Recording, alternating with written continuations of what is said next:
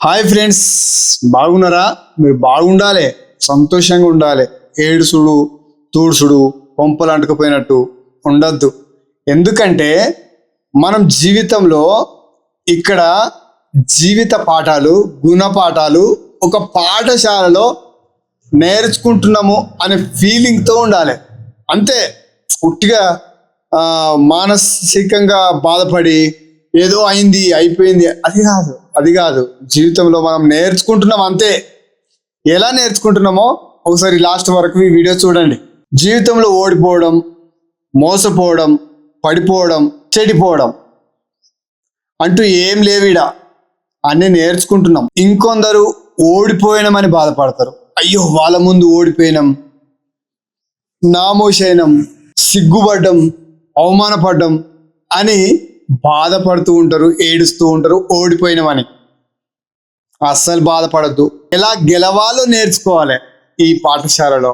అబ్బా మోసపోయినాం అని బాధపడద్దు. ఎలా జాగ్రత్త పడాలో నేర్చుకోవాలి ఈ పాఠశాలలో. అస్సలు దిగులు చెందొద్దు. మరికొందరు మేము చెడిపోయినామని అందరూ అంటున్నారని ఏడుస్తారు. ఎలా అయితే చెడిపోయినామో ఎలా బాగుపడాలో నేర్చుకోవాలి అంతే. ఇంకా మరికొందరు పడిపోయినామని బాధపడతారు. పడిపోయినామని బాధపడి కంటే ఎలా నిలబడాలో నేర్చుకోవాలి. ఇది జీవిత పాఠశాలలో మనం నేర్చుకుంటూ ఉండాలి, నిత్యం నేర్చుకుంటూ ఉండాలి. మనకు ఎదురొచ్చినాయి, మనం దాంట్లో నుండి పాఠాలు నేర్చుకోవాలి తప్ప దిగులు చెంది బాధపడి మానసికంగా మనోవ్యాధికి గురై అస్సలు ఉండద్దు.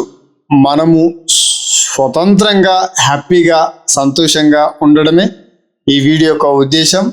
మనం నేర్చుకుంటూ ఉందాం జీవిత పాఠాలు. జీవితంలో అప్పుడు గెలుస్తాం, చరిత్రలో నిలబడతాం. జీవితంలో గెలిచి చరిత్రలో నిలబడ్డ వాళ్ళంతా నేర్చుకున్న వాళ్ళే. ఇవి నేర్చుకోవాలి, సరేనా? Thank you. జై హింద్, జై భారత్, వందే మాతరం. Thank you.